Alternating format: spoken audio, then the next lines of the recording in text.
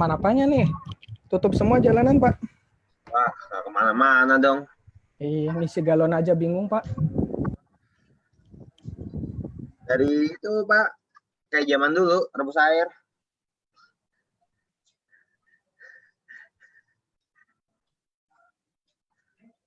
Ih, iya. Bajunya Fuji-S nih. Indonesia. Beli 2 kemarin, Pak.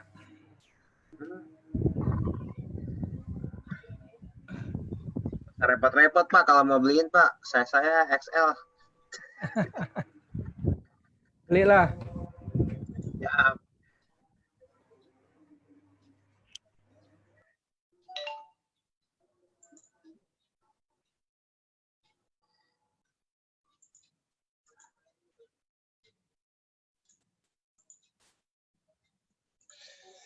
Oke, yang di Facebook juga kayaknya udah live deh.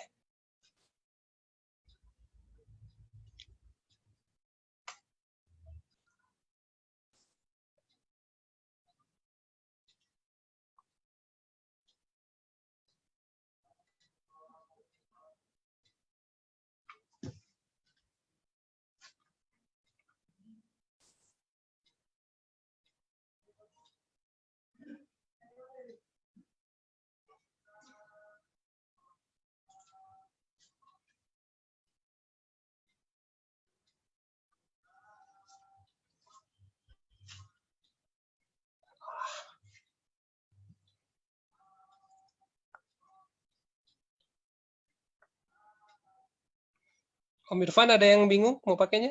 Atau gimana? Aman lah ya? Gampang sih.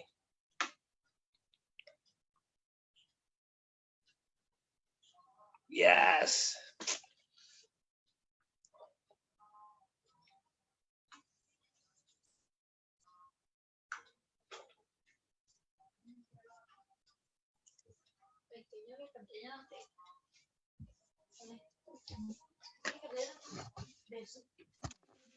Kamu mau kerja? Kumpul kapan? Kumpulnya kapan?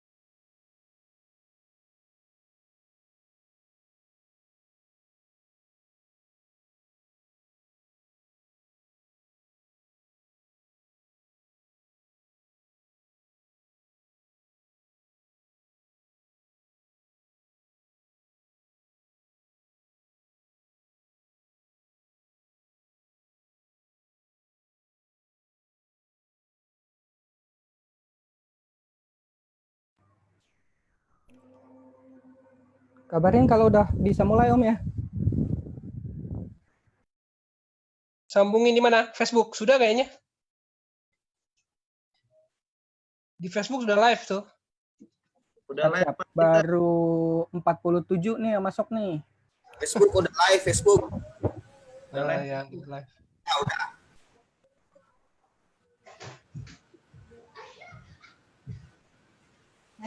Beneran di bawah loh.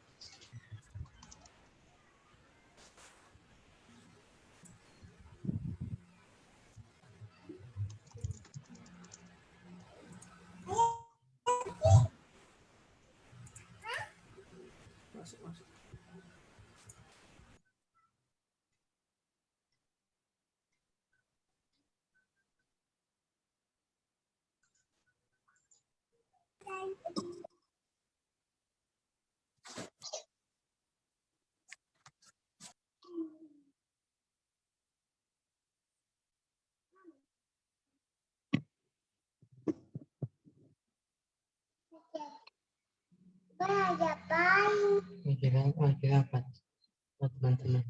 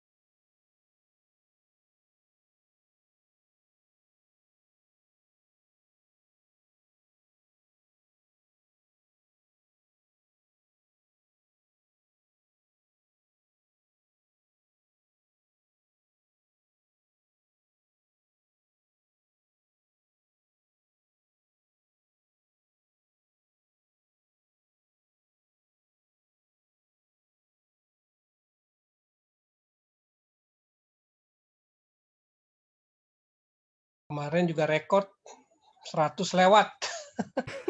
Makanya hari ini akunnya dinaikin. Karena Tapi ini baru 62 nih yang join nih. masih banyak menambah ini pasti. Ya. Nah, Menit paling 30 lewat kita 100. mulai apa nunggu banyak dulu apa gimana? Ngikutin jadwal aja. Belum jam Siap. 7.30 kan? Ya. 8 menit lagi.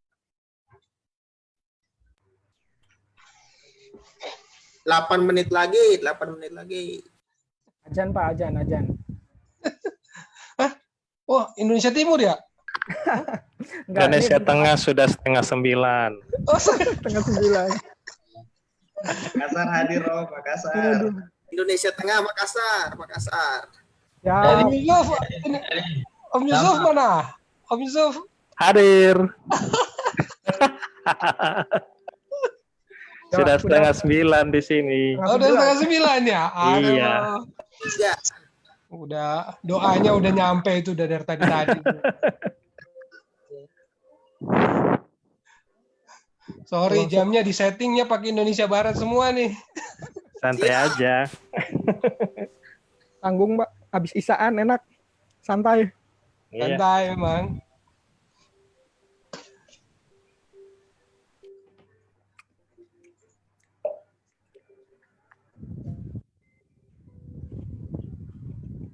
Dia pembicaraan. Enggak.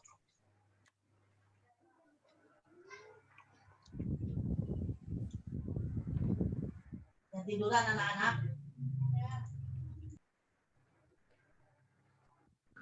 Om Peter nggak di-share lagi nih ke grup PHPI di Bandung, Om. Saya udah jarang buka Facebook. Yang live cuma bisa satu kan?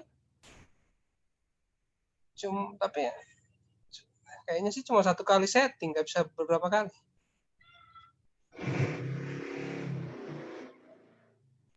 Kalau enggak di-share aja.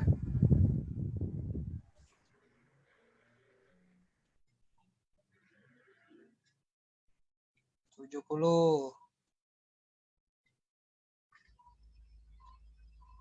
Siapa nih yang sudah ada ya? Ngerinya Wes, kalau di ada Om Indonesia begini Amar. nih. Mantap. Om Ari. Wah, nama-nama besar nih. Fadel. Waduh. Om Pak Waik juga nih. Rut. Faisal. Siapa lagi? Rizal. Wah, ini si Porter nih. Om Nur. Wah, mantap. Oh, Om Rama. Rama hadir Om, Rama. Rader. Aduh. Wes, ada Ferli. Om Yusuf. Siapa lagi Sandika, Pak nih? Sandika. Wes, Ronli ada, Wawan. Wawan Setiawan. Nah, Om Yayan juga ada masuk. Wes, mantap. Topik keren sih hari ini. Aduh. Mudah-mudahan gak mengecewakan ya. Bikin topiknya buat pemula sebenarnya. Udah berapa kali dengar sharingnya Om Irfan, saya mah selalu menunggu-nunggu lah. Bagus Lihat lah. mukanya Om Irfan aja udah nggak mengecewakan kok, tenang aja. Aduh.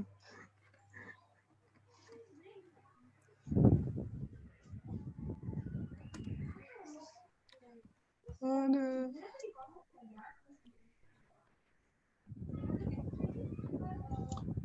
Sharingnya sekarang kebanyakan di Zoom Om Rido karena pertama Zoom-nya mostly banyak direkomendasi orang karena low bandwidth juga tetap masih bisa bagus dibanding yang lain-lain.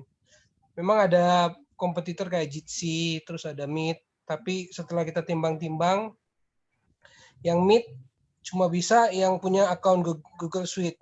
Jadi udah pasti nggak bisa. Kalau yang Jitsi tergantung servernya. Tapi kalau nggak salah ada juga limitasi, kalau nggak salah 200 something. Saya lupa. Om Nur kali tahu?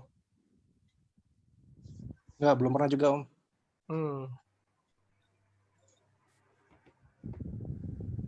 Ini karena pesertanya banyak, kayaknya Om Nur mesti jadi co-host. Wah, ada Om Nur ya. Sehat Om Nur? Hadir. Aman Cikarang? Aman Cikarang, tenang. Tapi repot nih, mulai besok nih PSBB. Wah, ikutin Jakarta. Pasti dicegat ini. Jabar ya maksudnya ya? Dia Bekasi. Jabar atau Bekasi. cuma ke Karawang? Daerah-daerah sana? Bekasi kan dia, Bekasi. Bekasi semua. Oh, oke. Bekasi, saya Depok. Oh, oke. Pasti diperiksa ntar di perbatasan tuh.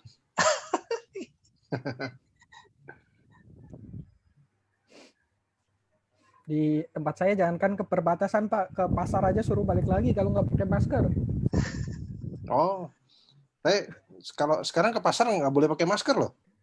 Iya. Kalau belanja di pasar nggak boleh pakai masker. Kalau belanja harus pakai uang. Iyalah, sama pakai baju Pak. Iya.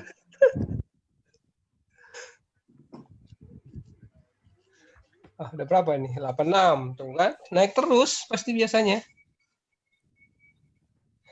Tapi banyak yang ini juga nih, PHP nih kayaknya. Daftar-daftar doang. Tapi feeling saya sih mungkin karena yang di Facebook udah di-share, banyak juga yang pindah ke sana. Yang di Facebook sekarang ada berapa nih? 6 ya? 84 tempat saya.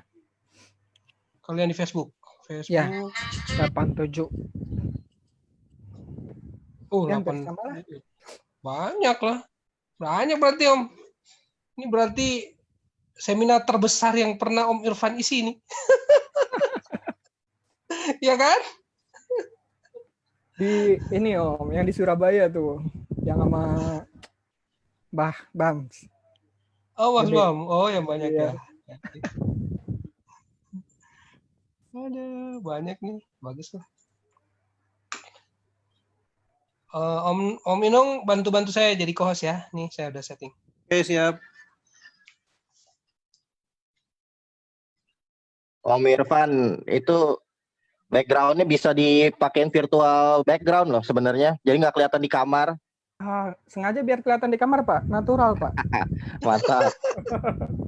Biar kelihatan gambar ini kan, Spider-Man sama Blackpink kan. Mantap. Om Peter Kayaknya mestinya cuma di- pasang tuh Om Peter. Kayaknya cuma di SD yang bisa latar belakang. Bisa ya? Kalau di Cuma Mac ya? nggak bisa Om. Kalau di Cuma handphone bisa tuh. di nggak cuma di handphone yang bisa. Oh, kalau yang desktop bisa. Saya pakai desktop sih. Desktop bisa. Kalau di Mac nggak bisa Om Peter. Wah, saya pakai Mac. Coba di mana settingannya?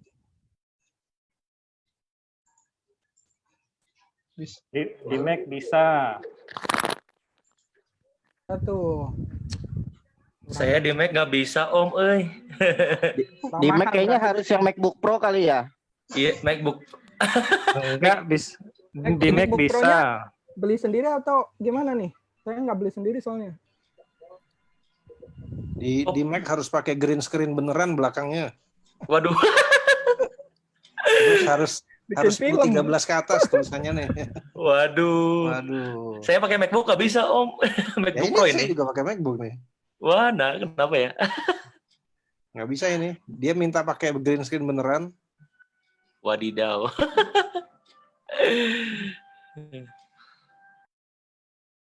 Oke, udah 7.30.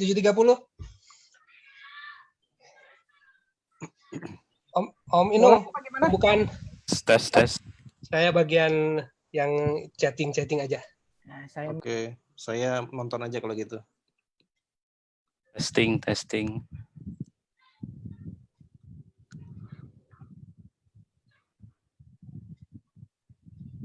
Ini mana gambar? Udah mau mulai? silakan. Oh. Om Inung, yang bukain ya. Saya yang buka. Ya. Oke. Assalamualaikum warahmatullahi wabarakatuh.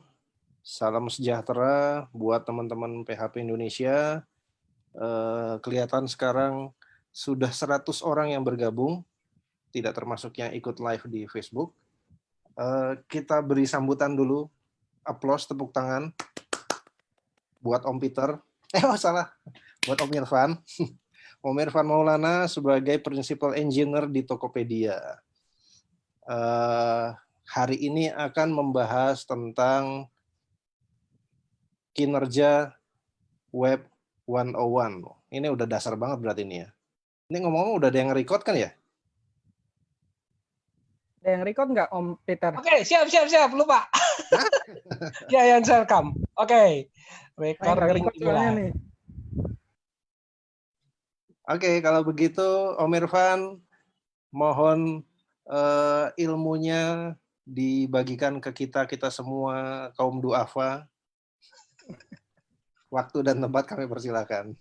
Oke, terima kasih buat teman-teman PHP Indonesia, Om Peter, Om Nur, sama Pak Rama, sama semua teman-teman yang udah nge-set up acaranya. Saya tahu nggak gampang buat ngurusin komunitas, ngumpulin teman-teman, ngeluangin waktu dari sibuknya pekerjaan sehari-hari. Hari ini kita mau sharing mengenai web performance, bahasa kerennya, tapi saya coba bahas pakai bahasa Indonesia biar lebih nyampe sama teman-teman yang pemula yang mungkin banyak istilah-istilah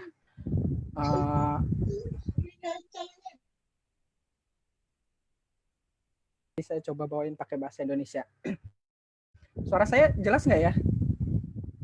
Mudah-mudahan jelas ya. Jelas Om, jelas, aman. Siap.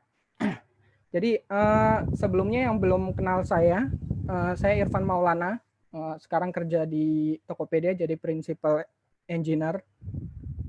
Kalau ditanya Principal Engineer itu apa, sebenarnya sama kayak Lead Engineer, cuma saya nggak punya anak buah aja, gitu aja sih bedanya.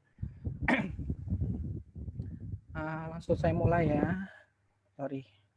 Nah, ini sekilas soal saya. Saya kerja udah lama, cuma mulai jadi programmer itu tahun 2013. Pertama-pertama itu bukan jadi front end, justru jadi Java developer di sebuah perusahaan seperti software house gitulah, namanya SML Technologies, dari 2013 sampai 2015. Terus 2015 saya yang lama justru di blibli.com jadi front end developer. Awalnya direkrut buat jadi Java developer, cuma karena di tempat tersebut populasi front end-nya lebih sedikit, jadi saya bantuin front end dan akhirnya keterusan ngerjain front end. Terus 2018 kemarin pindah ke Busy, jadi front end juga. Sayangnya jodohnya cuma setahun di Busy, dan kemarin tahun 2019 pindah ke Tokopedia jadi principal engineer. Mudah-mudahan cukup ya. Kita langsung masuk ke materinya, ngebahas soal web performance. Saya mau tarik dulu kenapa kita mau bahas web performance. Kenapa saya coba bandingkan antara web dengan apps, karena ini akan banyak merubah cara pikir kita terhadap cara kita ngirim sebuah web. Karena jadi kalau teman-teman biasa pakai apps itu kan ada kemungkinan teman-teman cuma harus download sekali doang. Dimana di dalam biasanya entah bentuknya APK atau apa yang udah dibundle. Nah, semua sumber dayanya itu biasanya udah ada di dalam APK-nya, termasuk image dan lain-lain. Itu kenapa di apps mereka bisa jalan dengan offline. Makanya teman-teman kan bisa main game offline atau beberapa aplikasi offline. Karena pada dasarnya mereka bisa ngirim ke pengguna termasuk dengan sumber dayanya. Nah, di web nggak bisa begitu. Di web itu tiap kali teman-teman akses sebuah web, katakanlah tokopedia.com atau blog atau apapun, itu sebenarnya teman-teman akan selalu ngedownload semua hal yang dibutuhkan sama web tersebut. Katakanlah kalau web itu kan biasanya entry point-nya ada di HTML. Ya teman-teman download HTML-nya. Ternyata di dalam HTML itu ada misalnya tag img src, berarti teman-teman akan download image tersebut ketika akses web yang mau diakses. Nggak terbatas sama gambar, termasuk dengan sumber daya lainnya, mau CSS, JavaScript, pokoknya semua sumber daya yang terkait dengan HTML itu. Berarti sebenarnya teman-teman akan mengakses itu, dan itu berulang-ulang. Mau teman-teman akses 10 kali, mau 100 kali, sebenarnya teman-teman ngedownload sumber dayanya terus-menerus. Makanya bisa jadi kalau kita ngirimnya salah, justru kita bikin web itu justru lebih mahal buat pengguna dibanding kita bikin apps. Itu dulu ya. Jadi paling nggak kita tahu bagaimana sebenarnya behavior, kelakuan dari ketika kita bikin apps sama ketika kita bikin web. Terus jadi karena kita tahu bahwa ketika kita bikin sebuah web berarti kita memaksa pengguna untuk ngedownload semua sumber dayanya. Jadi pesannya adalah pikirkan apa yang mau kita kirimkan ke pengguna. Ya kita tahu lah, maksudnya internet kan mahal kan, kita nggak boleh semena-mena memaksa user untuk download semua hal yang bisa jadi nggak penting buat mereka. Jadi pesan pertamanya, pikirkan apa yang mau dikirimkan ke penggunanya. Tapi masalahnya sampai saat ini web itu masih populer banget, bahkan bisa jadi lebih populer dibanding apps-nya. Nggak secara langsung mau membandingkan, cuma tentunya web juga punya kelebihan sendiri dibanding apps-nya. Teman-teman bisa lihat kayak web itu kan gampang banget. Kalau teman-teman bikin web terus mau dibagikan ke orang lain, ya tinggal copy aja si URL-nya, bagi ke orang lain. Berbeda dengan apps itu mau ngebagiin aja susah gitu ke orang lain. Terus dengan adanya mesin pencari kayak Google atau DuckDuckGo atau yang lainnya, itu kan gampang banget buat nyari web kan, dibanding kita nyari apps itu ya kita depend banget sama si marketplace-nya, si aplikasinya sendiri. Terus juga kita bisa akses web tanpa masang apapun, asal ada browser di handphone kalian atau di device apapun, ya kalian bisa akses web tersebut. Jadi pesannya gampang diakses ya. Terus kalau mau dibagiin halaman tertentu, katakanlah di Tokopedia itu ada halaman produk detail atau halaman lainnya, itu gampang buat dibagi ke orang lain, gampang di bookmark istilahnya lah. Nah, kalau apps kan susah nih. Apps kalau nggak ada fitur share-nya itu kita nggak bisa ngebagi di screen tertentu ke orang lain gitu. Mau nggak mau kita tetap harus dari homepage baru jalan ke halaman lainnya, susah dibaginya. Terus kalau apps itu kan kalau mereka bikin fitur baru, bikin versi baru itu ya kalian harus download ulang. Berbeda sama web ya kalau mau ada yang terbaru ya tinggal deploy aja gitu. Pengguna udah langsung dapat yang terbaru. Itu kenapa web tetap jadi pilihan buat banyak orang dibanding apps. Karena selalu terbaru. Jadi balik lagi ke materi kita kan mau bahas soal kinerja. Jadi sebenarnya pertama yang mau dibahas itu kan kenapa topik ini jadi penting sebenarnya. Jadi kalau dari yang sumber saya baca, tentunya di Google kan salah satu pionir untuk yang selalu ngebahas soal web performance kan. Jadi di sana dikasih studi bahwa kinerja web ya ada beberapa poin yang mestinya jadi pemikiran buat teman-teman. Yang pertama ya pada dasarnya kan ketika kita bikin suatu web cepat itu kan pinginnya biar pengguna aktif kan. Katakanlah kalau blog itu berarti kita pengen si pengguna itu ya lebih lama baca artikel, dari artikel 1 dia pindah ke artikel lain. Atau kalau dari e-commerce ya berarti kita pengennya pengguna lebih betah di situ, dia bisa ngeklik dari satu produk detail ke produk detail lain, nyari barang apapun di situ. Jadi nggak datang terus pergi, nggak begitu. Terus bagian kedua itu ini yang biasanya jadi prioritas utama di e-commerce dan tentunya di perusahaan lain atau stakeholder lain juga mementingkan yang kedua. Ini namanya konversi. Jadi ketika kita membuat suatu web lebih cepat itu kita berharap ada suatu peningkatan di konversi. Konversi itu kalau teman-teman belum familiar itu apa ya?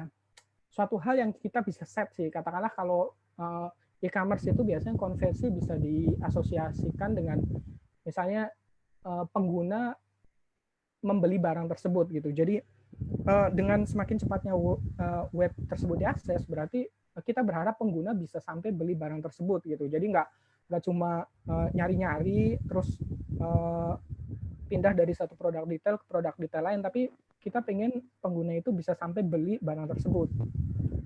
Atau kalau blog ya bisa jadi kita berharap pengguna tersebut sampai katakanlah subscribe newsletter atau dan lain-lain. Nah, konversi ini bisa banyak hal, nggak selalu diasosiasikan dengan proses beli gitu ya. Bisa jadi kalau di e-commerce juga bisa jadi nggak beli, katakanlah sampai user tersebut register, bisa jadi begitu.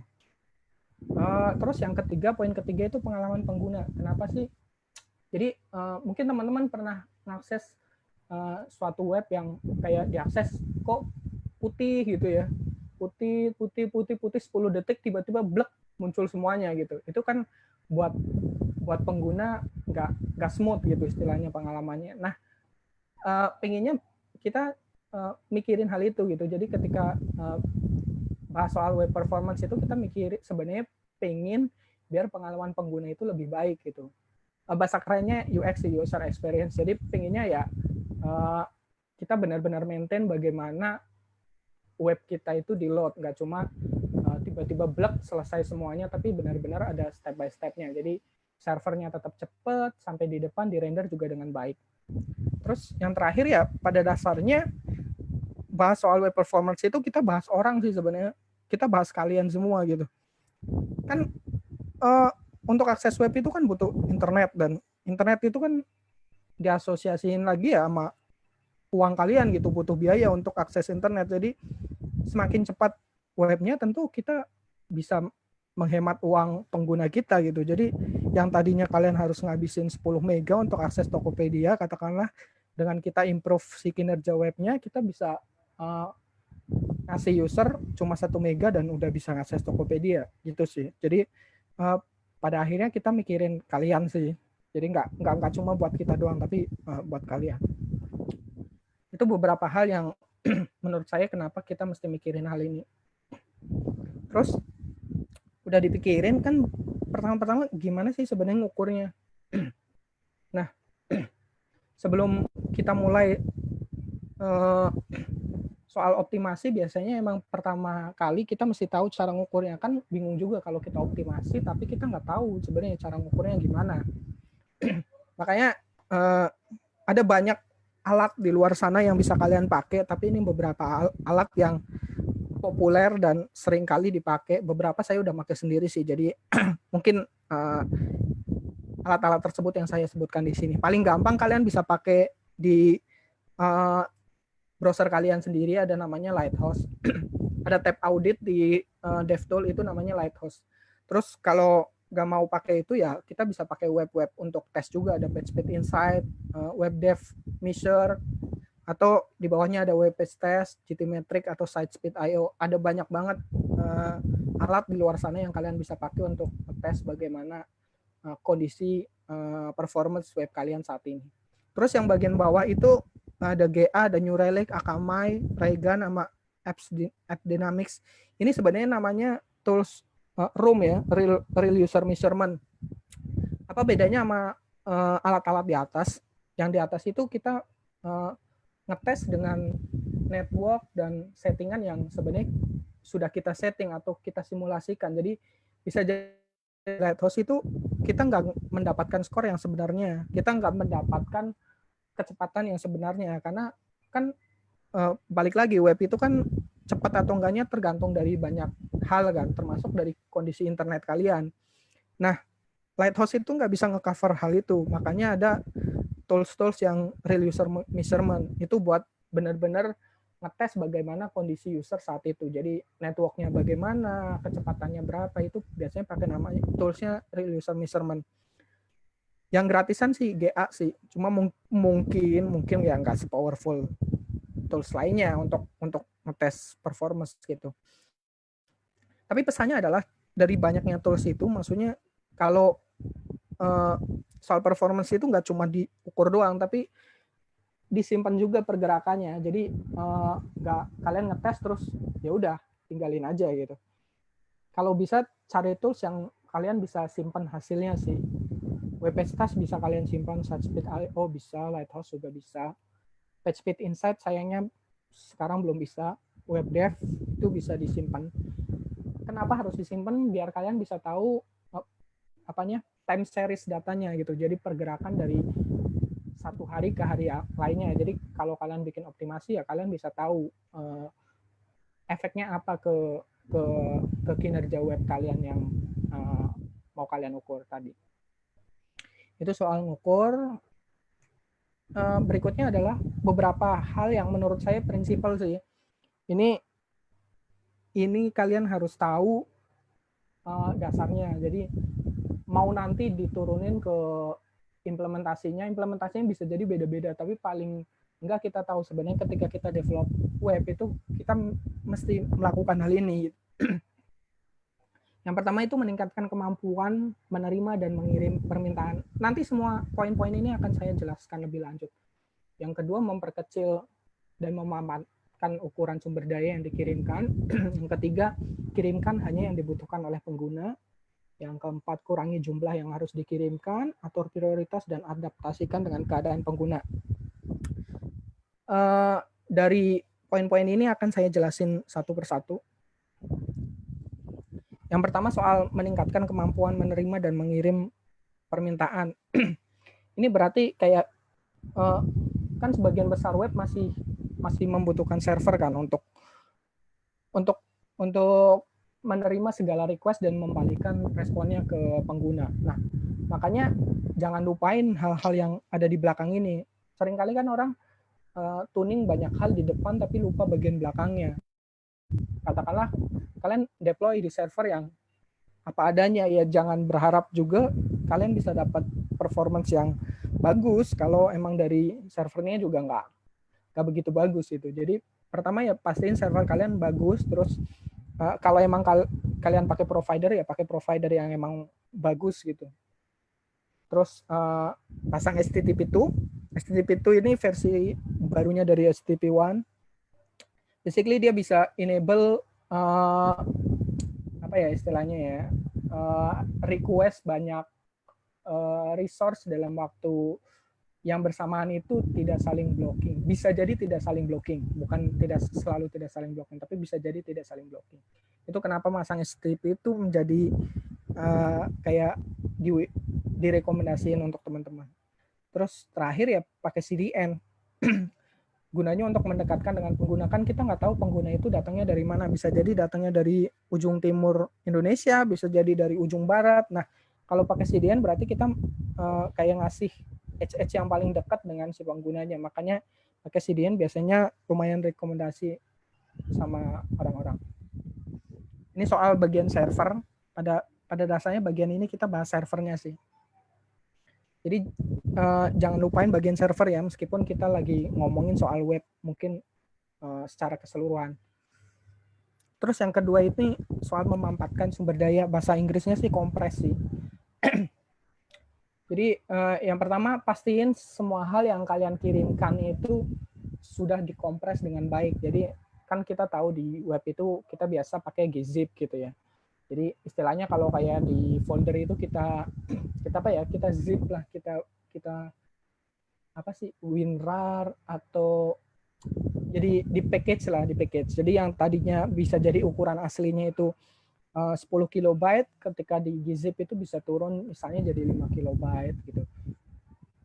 Nah, biasanya implementasinya juga nggak begitu susah. Jadi menurut saya ini kayak wajib sih buat teman-teman yang mau bikin web itu pastiin udah di gzip atau yang terbaru itu Broadly.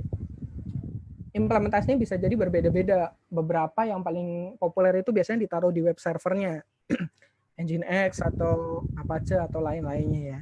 Tapi bisa juga ada di level aplikasinya sendiri sih, di Node atau di PHP atau yang lain-lainnya. Terus soal kompres juga, kan kita tahu sumber daya di web itu nggak ada banyak gitu, ada HTML, CSS, JavaScript dan lain-lainnya. Nah pastiin semua hal yang mau kita kirim ke production kan berbeda ketika kita development di lokal dan di production gitu. Kalau di lokal mungkin kita ya bikin komen yang banyak, terus harus ada enter-enternya biar gampang dibaca gitu. Tapi ketika kita ngirimin ke production, ngirimin udah live buat pengguna, sebenarnya hal-hal tersebut udah nggak make sense lagi buat dikirimin. Jadi kayak kita ngirim komen ke pengguna HTML yang banyak komennya, CSS banyak komennya, JavaScript banyak komennya, itu udah nggak make sense lagi. Karena sebenarnya hal itu juga nggak berguna buat pengguna gitu. Jadi pastiin semua hal yang mau kalian kirimin, HTML, JavaScript, CSS itu udah di minify. Minify itu pada dasarnya ngilangin spasi-spasi yang nggak diperluin sih. Kayak HTML itu kan sebenarnya banyak enter-enternya tuh. Nah, hal-hal begitu bisa dihilangin lewat minify. Selain di minify, di optimize, sama dibuang beberapa kode yang mati gitu. Kode yang tidak pernah dieksekusi. Optimize juga ini ada banyak caranya sih. Katakanlah di CSS itu kalian bisa optimize, katakanlah yang biasanya pakai margin bottom, margin top, margin left, margin right. Sebenarnya ketika kalian pakai 4 itu kalian bisa satuin jadi margin aja gitu. Nah, hal begitu itu optimize.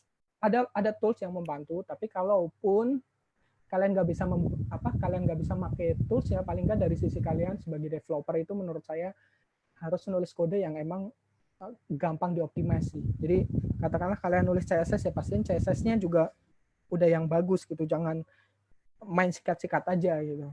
Karena seringkali 1-2 karakter itu bisa jadi banyak gitu kalau kalian melakukan itu sebagai kebiasaan. Terus kurangi penggunaan teks, karena yang saya bilang kita tuh punya banyak banget tools di front end development yang bisa melakukan optimasi di JavaScript, di CSS, HTML. Tapi sayangnya hampir semua tool itu sebenarnya nggak pernah bisa optimize yang namanya teks. Katakanlah kalian punya language dictionary gitu, kamus ya, yang biasanya buat support bahasa Indonesia atau bahasa Inggris gitu. Nah, teks-teks yang begitu itu sebenarnya nggak pernah bisa dioptimize sama si tools apapun gitu. Karena ketika kalian bahas teks itu kan spasi itu kan berpengaruh gitu. Tapi kalau kita bahas kode kan bisa jadi spasi nggak berpengaruh gitu. Katakanlah di HTML, di CSS kayak komen bisa jadi nggak berpengaruh. Tapi kalau ngobrolin teks itu hampir semua hal itu berpengaruh. Jadi kurangi penggunaan teks-teks yang nggak diperluin sih, karena itu nggak pernah bisa diminify. Terus tadi soal memanfaatkan yang ini soal memperkecil sumber daya. Jadi karena kita tahu kita akan memaksa user untuk selalu download segala sumber daya yang kita kirimin di web. Jadi kita mesti secara sadar berusaha memperkecil sumber daya apapun yang kita punya gitu.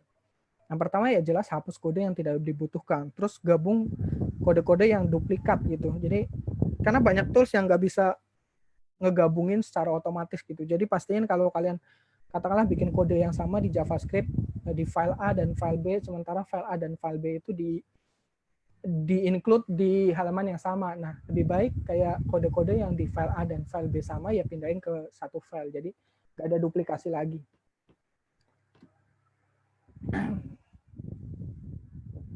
Terus hal-hal yang seringkali lupa itu kita sebagai programmer kan seringkali malas bikin kode sendiri kan. Jadi kita mau nggak mau banyak pakai pustaka di luaran sana atau library gitu. Jadi ketika kalian mau pakai library, benar-benar coba cek kondisi library tersebut bagaimana gitu.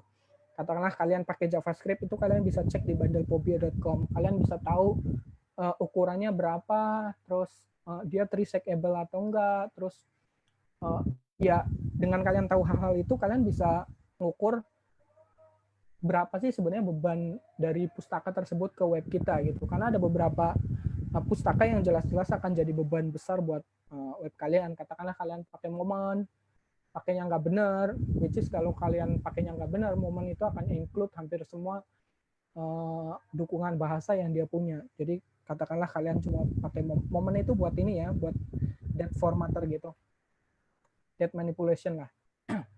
Nah, itu sebenarnya kan seringkali kita cuma mendukung beberapa bahasa kan. Katakanlah Momen itu kita cuma pakai bahasa Inggris dan bahasa Indonesia. Tapi kalau kita pakainya nggak benar, itu Momen akan include semua bahasa, termasuk bahasa Jepang, bahasa Chinese, bahasa yang lain-lainnya yang bisa jadi kita nggak pernah pakai itu gitu. Makanya benar-benar perhatiin pustaka tersebut kondisinya gimana. Terus setelah dipakai, biasanya kita rekomendasiin buat pakai namanya bundle analyzer sih. Ini kalau teman-teman pakai framework kekinian kayak Vue, Angular atau React, itu kita bisa pakai bundle analyzer. Karena di framework zaman sekarang itu kan umumnya mereka akan ngebundle semua JavaScript-nya ke dalam 1, 2 atau 3 JavaScript yang nantinya akan dikirimin ke production. Nah, dari JavaScript tersebut itu biasanya terdiri dari banyak banget file yang ada di development kalian. Dengan bundle analyzer itu kalian bisa lihat komposisi dari suatu file sih. Katakanlah kalian punya main.js, itu kalian bisa tahu main.js itu sebenarnya datang dari mana aja. Jadi kalau kalian kaget, loh kok ukurannya tiba-tiba 1 mega gitu. Pakai bundle analyzer, kalian tahu 1 mega itu datangnya dari mana aja. Dari kode kalian atau dari pustaka atau dari mana gitu. Makanya pasang itu juga jadi rekomendasi sih. Terus yang terakhir ya kurangi kualitas gambar atau media lainnya, karena ini seringkali terlupakan sama kita sebagai programmer gitu. Kita banyak optimize HTML, CSS, JavaScript gitu, hal-hal yang kode gitu. Padahal kalau mau jujur ya, beban sumber daya kayak image, video, atau lainnya, audio, itu nggak kalah besar dibanding kode yang kita tulis sehari-hari gitu. Jadi saya selalu bilang kalau mau quick win itu optimize sumber daya media sih, kayak gambar, video atau audio, optimize di situ. Itu kalian nggak perlu ngutak-atik di kodenya, itu kalian bisa save banyak ukuran sih dari situ. Jadi jangan apa ya, underestimate sama gambar atau lain-lainnya. Coba optimize di situ. Terus ngobrolin soal gambar juga, kita kan tahu gambar itu ada banyak banget tipenya. Yang paling populer sering kita pakai JPEG, PNG, SVG, apalagi ya, GIF, WebP. Nah, kalau kita bisa milih tipe yang tepat, itu bisa jadi kita bisa save banyak hal gitu, tanpa ngurangi kualitinya terlalu jauh gitu. Katakanlah PNG sama JPEG itu tanpa kalian utak-atik gitu ya, itu dia udah bisa beda sekitar 30% dari ukuran PNG. Jadi JPEG itu lebih kecil ukurannya biasanya dibanding PNG. Cuma masalahnya kan bukan berarti semua hal harus kita bikin PNG gitu, karena nggak semua hal harus kita bikin JPEG gitu, karena PNG kan ada fungsinya sendiri. Katakanlah hal-hal yang transparan itu nggak bisa diselesaikan sama tipe JPEG gitu. Tapi masalahnya kalian harus mikir lagi, sebenarnya transparannya itu benar-benar dibutuhkan apa enggak? Karena seringkali kadang-kadang itu kita mikir dari sisi kita doang. Oh, ini kayaknya transparan nih, ya udah bikin gambarnya jadi PNG gitu. Padahal sebenarnya kalau kita tahu backgroundnya, mungkin kita bisa kirim gambar tersebut pakai JPEG, nggak harus PNG gitu. Atau kalau kalian tahu sekarang ada format-format gambar yang lebih modern kayak WP atau MosJPEG, itu biasanya ukurannya lebih kecil, tapi ya emang dukungan di browsernya belum begitu bagus. Tapi sebenarnya kalian bisa cek sih dia support atau enggak, baru kalian bisa kirimin gambar yang sesuai dengan supportnya browsernya. Ini soal mengecilkan. Berikutnya soal pengirimannya. Jadi kirimkan hanya yang dibutuhkan. Pada dasarnya di web itu kan ketika kalian ngebuka, katakanlah buka Tokopedia, itu sebenarnya nggak semua hal itu akan kalian lihat pada saat pertama gitu. Katakanlah akses Tokopedia itu sebenarnya ada cuma 1, 2, 3, 4 bagian aja, bagian atas aja yang bisa kalian akses, bisa kalian lihat pertama kali. Sisanya ya kalian harus scroll ke bawah baru bisa lihat bagian bawahnya. Makanya hal-hal di bawah itu sebenarnya bisa kalian tunda gitu. Makanya kalau di JavaScript kita biasanya sebut ada namanya code splitting dan lazy load.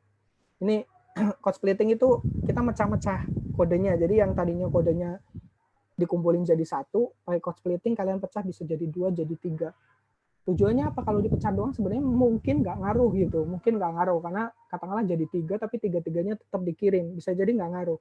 Tapi dengan dipecah itu kita bisa move ke yang bagian kedua, yaitu tunda pengirimannya gitu. Jadi setelah di split ternyata bagian kecil itu bisa ditunda. Nah, makanya hal itu yang biasanya ingin kita capai gitu dengan lazy load si komponen atau image-nya. Nah, soal lazy load juga sebenarnya saya nggak fokus ke JavaScript doang, tapi semua hal gitu. Jadi apapun sumber dayanya kalau itu bisa ditunda, ya lebih baik ditunda. Katakanlah gambar. Seperti teman-teman tahu, di HTML itu tiap kita bikin IMG SRC, dimanapun dia berada, mau teman-teman kasih dia display none, opacity 0, atau apapun yang bikin dia nggak terlihat di layar, setiap kalian ngasih IMG SRC dan SRC-nya itu valid, itu akan jadi request sama browsernya. Makanya hati-hati ketika pakai IMG SRC kalau nggak tahu cara lazy load-nya gitu, karena itu juga jadi beban yang cukup besar buat web kalian. Oh ya, soal lazy load, saya mau nunjukin sesuatu. Masih kelihatan nggak layarnya? Masih kelihatan ya, mudah-mudahan. Masih aman. Saya buka Tokopedia, kelihatan nggak? Iya, kelihatan Om. Kelihatan ya. Nah, saya mau nunjukin bagaimana apa yang disebut lazy load itu. Jadi kalau kalian bisa lihat, saya buka Tokopedia, terus saya buka ini namanya DevTools ya. Kalian bisa inspect request yang terjadi di sebuah web. Jadi saya tutup semua. Close dulu. Nah, di sini ada tombol masuk. Kalau saya pencet tombol masuknya, kalian bisa lihat ada request baru yang terjadi di situ. Which is kalian bisa, kelihatan nggak tulisannya? Kurang gede ya? Kelihatan. Kelihatan ya, ini kayak chunk vendor login pop-up. Nah, ini yang namanya lazy load. Jadi kenapa ini harus di lazy load? Karena tombol login ini kan nggak mungkin tiba-tiba pop-up login ini itu kan nggak mungkin tiba-tiba muncul gitu. Katakanlah kalian baru buka Tokopedia terus tiba-tiba ada login dong gitu. Itu kita nggak begitu. Jadi harus ada aksi dulu untuk bisa muncul si modalnya. Nah, hal-hal begitu sebenarnya bisa kita tunda. Jadi jangan dikirim di awal. Makanya sumber dayanya kalau kalian lihat JavaScript-nya itu nggak di-load di awal. Dia di-load ketika kalian ngeklik tombolnya. Ketika pertama itu nggak ada yang namanya login itu nggak ada. Ketika kalian klik, dia baru request si loginnya. Mana ya? Nah, ini baru ada vendor login pop-up dan lain-lain. Itu tujuan yang mau dicapai. Itu membantu banget ketika kita ngobrolin web performance karena ada banyak banget interaksi yang sebenarnya butuh aksi user gitu. Nggak tiba-tiba, nggak sekonyong-konyong komponen tersebut muncul ke pengguna. Nah, hal-hal tersebut yang bisa kita tunda sih, namanya lazy load. Itu yang tadi dibahas, lazy load komponen. Tapi ada juga, kayak kalian lihat, sebelah kelihatan. Nah, di Tokopedia kan sebenarnya kalian bisa scroll ke bawah kan.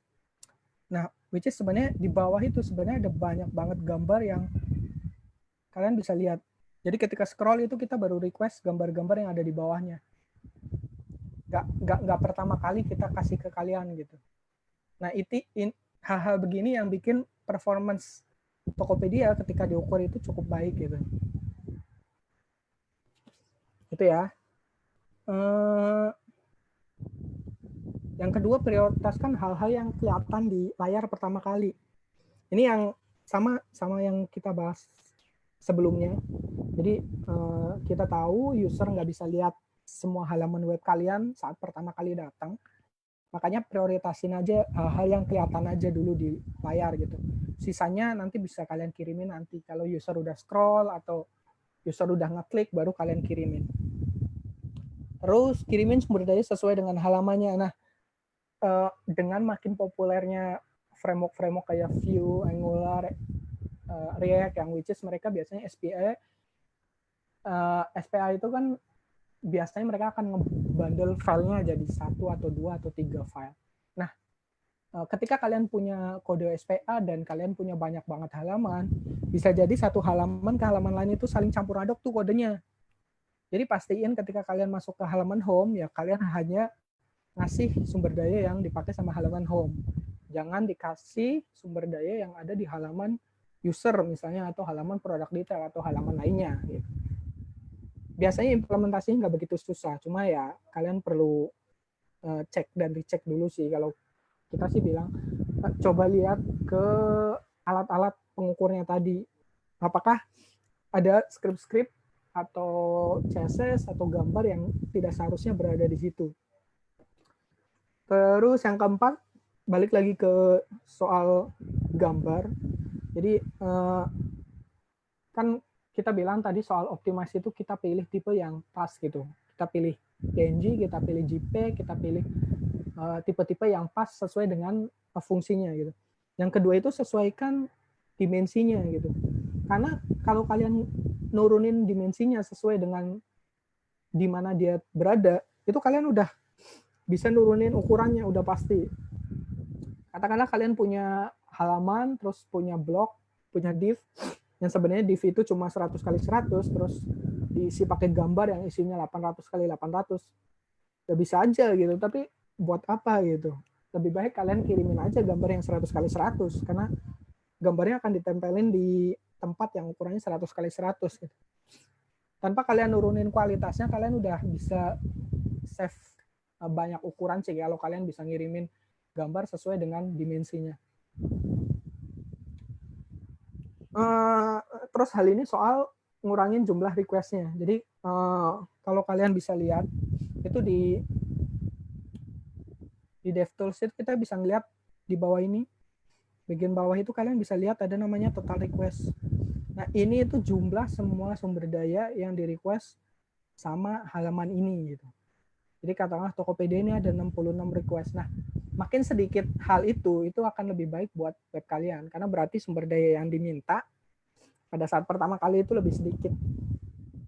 Yang pertama pastinya gabungin request-request yang memang dia sebenarnya nggak saling nunggu gitu. Nggak harus nunggu satu selesai, satunya baru di request. Ini biasanya terkait juga dengan kayak kita bikin web kan seringkali kita akan request ke API atau server gitu. Nah, pastiin API-nya itu kalian udah pilih-pilih itu. Katakanlah API address itu biasanya kan nungguin usernya dulu, dapat usernya baru minta addressnya. Nah, hal itu mungkin kalian nggak bisa gabungin, tapi katakanlah ada user sama address sama notifikasi, dua-duanya sebenarnya nggak saling berhubungan nih. Nah, yang nggak saling berhubungan ini kalau bisa digabungin jadi satu request aja sih. Makanya kalau di front end itu kita kenal kayak modelnya GraphQL yang kita bisa query sendiri dari front end. Itu tujuannya buat nyatuin beberapa request yang sebenarnya kita bisa satuin. Tapi kalaupun kalian nggak pakai GraphQL, kalian bisa kok request ke backend untuk bikin satu endpoint baru yang langsung ngasih respon dari beberapa sumber data itu. Terus pastiin kalian pakai cara-cara yang benar untuk load halaman tersebut gitu. Jangan pakai cara-cara yang ngeblokir gitu. Katakanlah mungkin beberapa kalian pernah ngalamin ketika ngakses web itu putih dulu terus baru blek muncul. Itu biasanya gara-gara ada sesuatu yang ngeblok halaman tersebut sampai dia selesai download sesuatu baru ditampilin. Ada beberapa yang biasanya umumnya ngeblok sih. Yang pertama biasanya font. Kalau kalian nggak tahu cara ngeload font yang benar, itu by default ada beberapa browser yang akan ngeblok request. Not necessary ngeblok secara langsung, tapi halaman kalian akan putih sebelum font tersebut selesai di-download. Baru setelah selesai di-download, itu fontnya halamannya baru ditampilin. Istilahnya kayak ada display none-nya gitu. Itu kalau kalian salah pakai cara untuk ngeload font yang benar. Tapi kalau kalian bisa pakai yang benar, itu sebenarnya kita bisa pakai, ada namanya strateginya itu swap untuk ngeload font. Itu kalau kalian pakai strategi itu kayak fontnya biasanya pakai font default dulu, katakan Arial gitu. Kalau fontnya udah selesai baru diganti pakai font yang sebenarnya yang kalian pakai gitu. Terus ya nggak cuma font sih, ada banyak hal yang bisa jadi ngeblok. Katakanlah kalian pakai CSS gitu. CSS itu by default ngeblok. Jadi kalau kalian pakai katakanlah link, rel, kemana gitu, CSS, bootstrap.css, itu halaman kalian nggak akan ditampilkan dengan benar sampai CSS tersebut selesai di-download. Makanya ini biasanya solusinya yang ketiga, kita utamain pakai internal CSS. Internal CSS itu kalau teman-teman belajar HTML itu yang pakai text style di head. Di head ya, bukan yang di elemennya. Kalau di elemennya itu namanya inline CSS. Kalau yang pakai style di tag itu namanya internal, kalau yang pakai file line itu eksternal.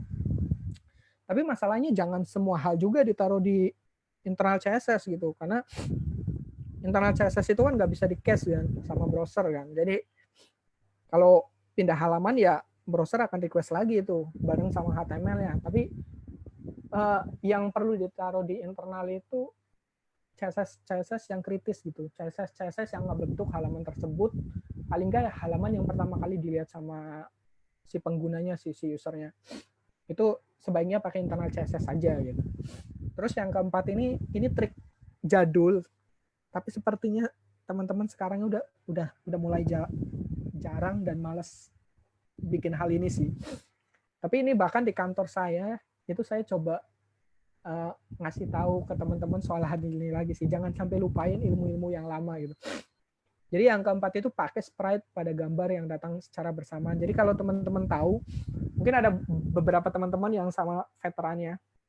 Dulu zaman-zaman kita ngoding jQuery UI atau lain-lain itu, kita udah biasa banget sebenarnya pakai sprite. Kita punya kayak satu gambar yang isinya icon semua. Nanti ikonnya dipotong-potong kecil-kecil. Terus ya ditampilin deh di web. Nah, masalahnya sebenarnya cara itu bagus, cuma cara yang dilakukan jQuery UI ya nggak sepenuhnya bagus, karena jQuery UI bikin sprite yang terlalu gede gitu. Kayak semua icon dibikin sprite, padahal di satu halaman belum tentu kita pakai semua iconnya. Jadi kuncinya adalah yang gambar-gambar yang harus dibikin sprite itu gambar-gambar yang datangnya barengan gitu, gambar-gambar yang akan selalu datang bersamaan. Katakanlah kalau di Tokopedia itu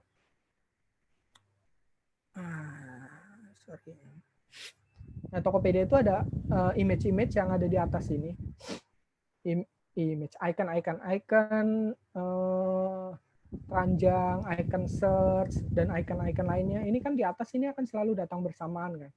Makanya icon-icon ini biasanya kita jadiin satu nih, karena bagian atas ini akan selalu datang bersamaan. Tapi icon-icon yang lain bisa jadi kita nggak bikin satu, karena kita nggak bisa tahu dia akan datang barengan atau enggak.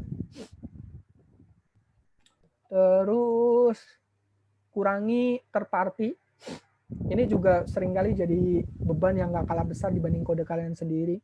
Jadi kayak kalian udah bikin susah-susah webnya, terus sampai production ternyata dipasang Google Analytics, dipasang Facebook Pixel, pasang apalagi Twitter apa gitu, dipasang apalah third party yang biasanya datangnya dari tim-tim marketing atau sales atau lainnya lah. Biasanya untuk kebutuhan pelacakan mereka. Nah, hati-hati ketika udah kena ini, karena lebih susah ngelepas sesuatu dibanding masang sesuatu gitu. Jadi pastiin kalian tahu risikonya ketika pakai suatu third party gitu. Benar-benar dilihat cara load-nya benar atau enggak, blocking atau enggak. Karena ada beberapa third party yang biasanya umumnya mereka minta ditaruh di head paling atas gitu. Nah, balikin lagi, sebenarnya make sense banget nggak sih buat dia ada di paling atas gitu? Harus banget nggak sih datang pertama gitu? Bisa ditunda atau enggak? Bisa di defer atau enggak? Gitu. Terus ngomong-ngomong soal kurangi jumlah permintaan, paling terakhir ya cache semua sumber daya statis gitu. Jadi di web server itu kita biasa nge-set kayak header max age atau e-tag atau lain-lainnya. Jangan lupa itu disetin, karena kita mau ngasih tahu ke browser si peramban untuk nggak request lagi ketika ada request yang sama. Jadi cache, jangan lupa hal-hal yang statik. Terus atur prioritasnya. Jadi di browser zaman sekarang itu kita bisa ngatur prioritas permintaan dari berbagai sumber daya. Katakanlah kita punya JavaScript, CSS yang sumber daya tersebut kritis banget nih, harus benar-benar ada di saat pertama kali. Nah, kalian sebenarnya bisa naikin prioritasnya. Jadi tinggi banget gitu. Katakanlah ketika halaman HTML-nya baru sampai, buru-buru di request tuh. Bahkan sebelum dia ngerender yang lain. Bahkan sebelum dia ngerender HTML tersebut sampai bawah gitu. Itu udah di request di secepatnya. Itu kita bisa naikin prioritasnya. Biasanya kalau di HTML kita pakai namanya preload. Di bawah ada sumbernya juga, teman-teman bisa coba baca dari situ. Terus ada juga hal-hal yang sebenarnya prioritasnya nggak tinggi gitu. Jadi iya boleh di request tapi nanti gitu. Nah, hal-hal yang tersebut, hal-hal yang nggak begitu penting itu bisa kita turunin prioritasnya, namanya prefetch. Prefetch by default kita bisa pakai tag di head juga, namanya prefetch, atau bisa juga dengan cara yang lain, cuma teknisnya namanya tetap prefetch. Katakanlah apa ya contoh kasusnya? Oh ya, kalau teman-teman tahu, mungkin nggak tahu teman-teman sadar atau enggak, mungkin beberapa udah sempat baca artikelnya. Jadi kalau teman-teman akses Tokopedia dari browser mobile, itu sebenarnya kita punya dua versi untuk mobile web kita. Ada yang dibikin pakai React.js, ada satu lagi yang dibikin pakai Svelte. Nah, yang Svelte ini lebih cepat dibanding yang React, karena kodenya lebih dikit. Karena dia cuma ada homepage kan. Nah, ketika teman-teman pertama kali akses tokopedia.com, untuk pertama kali banget, katakanlah teman-teman belum pernah akses Tokopedia, terus akses Tokopedia, itu kita akan kasih yang versi Svelte. Nah, karena dia lebih ringan, otomatis dia lebih cepat diakses. Tapi sebenarnya di belakang layar kita melakukan namanya prefetch.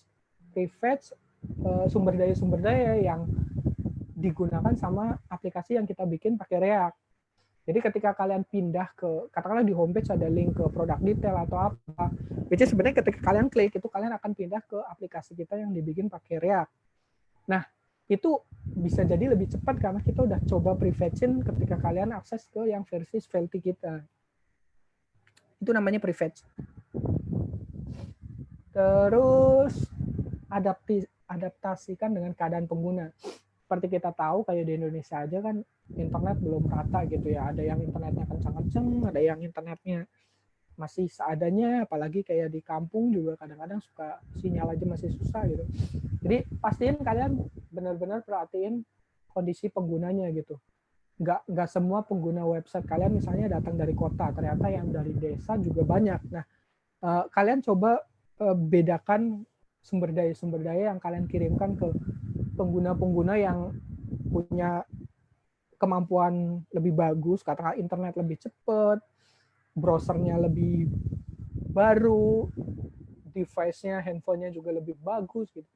Bedain sama pengguna-pengguna yang handphonenya ya seadanya gitu, low end istilahnya, terus internetnya juga seadanya, bedain gitu. Tujuannya apa? Tujuannya ya biar ketika teman-teman yang dengan kondisi yang terbatas tetap bisa akses website kalian, tapi juga nggak mengalami lemot yang terlalu, makanya dibedain sumber dayanya. Nah, ini untungnya juga di browser-browser modern udah ada beberapa informasi yang bisa kalian ambil sih, kayak kondisi networknya kayak apa gitu. Itu kalian bisa ambil sekarang. Jadi katakanlah saya bisa tahu sebenarnya website saya lagi diakses dengan kondisi jaringan 4G atau 2G atau 3G, itu saya bisa tahu sekarang. Ya, emang belum didukung sama semua browser, tapi kalian bisa cek kok. Network information namanya kalau nggak salah, network information API apa-apa. Terus kalau kalian pakai framework kayak Vue, React atau Angular kan pada dasarnya kalian akan transpile itu ke kode yang lebih lama gitu, yang ES5 gitu. Nah, masalahnya sebenarnya beberapa browser yang modern itu sebenarnya udah nggak butuh itu gitu. Kita nggak perlu lagi transpile atau kita kirimin polyfill, katakanlah beberapa browser lama itu nggak support fetch API gitu. Makanya kita kirimin polyfill fetch API. Tapi masalahnya kalau browser-browser kayak Chrome yang terbaru, kita udah nggak perlu lagi ngirim polyfill itu gitu. Nah, bedain cara ngirimnya itu penting sih. Perhatiin kondisi si penggunanya udah support fetch API, ya udah nggak usah dikirimin fetch API lagi gitu. Browsernya udah support promise, ya udah nggak usah dikirimin polyfill promise lagi. Terus sebisa mungkin gunakan fitur-fitur bawaan yang dari browser ya, peramban.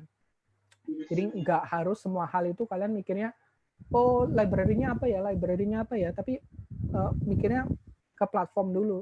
Sebenarnya browser bisa nggak ngelakuin ini pakai browsernya sendiri gitu tanpa ada third party. Jadi utamain pakai peramban dulu. Tapi jangan lupa, karena pakai peramban berarti kita depend sama platformnya. Jangan lupa cek dulu dukungan dari peramban tersebut sih. Di bawah juga ada sumbernya, kalian bisa coba baca dari situ. Terus ini mengenai pekerjaan optimasi sih. Jadi kan kita bahas dari awal sampai terakhir tadi soal optimasi ya. Tapi ini hal-hal yang kalian nggak boleh lupa ketika kalian ngerjain optimasi performance web. Jadi yang pertama itu web itu sebenarnya bukan cuma tanggung jawab si developernya doang gitu. Web itu ada banyak banget stakeholdernya gitu. Ada orang marketing, ada orang produk, ada orang apapun. Nah, pastiin kita bisa satu visi gitu sama teman-teman yang dari departemen lain atau orang di luar teknya juga ngerti bahwa kinerja web itu bisa ngasih value ke mereka gitu. Katakanlah kita bisa ngasih tahu ke SEO, oh nih kalau website kita lebih cepat itu akan di-crawl dengan lebih baik sama Google gitu. Kita akan dapat rank lebih baik sama Google. Atau kita bisa ngomong sama tim marketing, oh nih kalau websitenya lebih cepat, kemungkinan orang untuk belinya itu lebih banyak gitu. Atau oh kalau kita bisa bikin website ini lebih cepat, itu kita bisa mempertahankan si user ini di dalam website kita lebih lama gitu. Jadi nggak datang terus pergi gitu. Nah, hal-hal begitu kita mesti ngobrolin sama banyak hal sih. Jadi jangan mau kalau disuruh optimasi performance tapi tanpa ada support dari departemen-departemen lain atau dari orang-orang di luar tehnya. Karena bisa jadi yang bikin lemot itu bukan dari kode kalian, tapi emang dari speknya udah lemot gitu. Katakanlah bikin website tapi gambar mulu gitu. Gambarnya nggak mau dikompres gitu. Nggak mau pecah-pecah dikit. Gitu. Ya susah juga karena departemen lain nggak punya visi yang sama gitu. Atau dari tim marketing katakanlah, oh gue mau nambahin third party ini, gue mau nambahin vendor ini, nambahin third party ini. Ya pada akhirnya lambat juga gitu. Makanya pekerjaan pertama yang menurut saya penting ketika kalian mau optimasi web itu coba komunikasiin ke orang lain bahwa si performance ini penting untuk semua stakeholder gitu. Kalau visinya udah sama itu jalannya gampang. Terus yang kedua, optimasi web itu bukan pekerjaan yang bisa kalian kerjain sekali selesai terus tinggal pergi. Nggak begitu. Jadi bahkan web cepat pun makin hari bisa jadi tambah lambat gitu. Atau ada kejadian isu 1-2 hari yang tiba-tiba drop banget gitu performance-nya. Ada kasus begitu. Jadi jangan dikira ketika kalian udah coba optimasi web kalian terus tinggalin, terus kalian berharap web itu akan cepat selamanya. Nggak begitu. Jadi kalau kalian mau coba optimasi web itu, pastiin kalian konsisten di situ. Jadi kalian punya alat yang untuk mengukur secara berkala, katakanlah sebulan sekali atau seminggu sekali, dicek kondisinya gimana, terus perubahannya gimana, masih baguskah, ada yang bisa di improve lagi atau enggak, karena seringkali oh ternyata fitur ini bikin lambat, oh kita bisa improve loh pakai cara begini gitu. Jadi bukan pekerjaan yang sekali terus selesai. Terus yang ketiga, jangan pernah optimasi tanpa data gitu, karena kalian kayak jalan tapi nggak tahu arahnya kemana gitu. Pastiin kalian kalau mau mulai optimasi itu dapetin datanya, data sebelumnya, sesudahnya, perubahannya berapa gitu.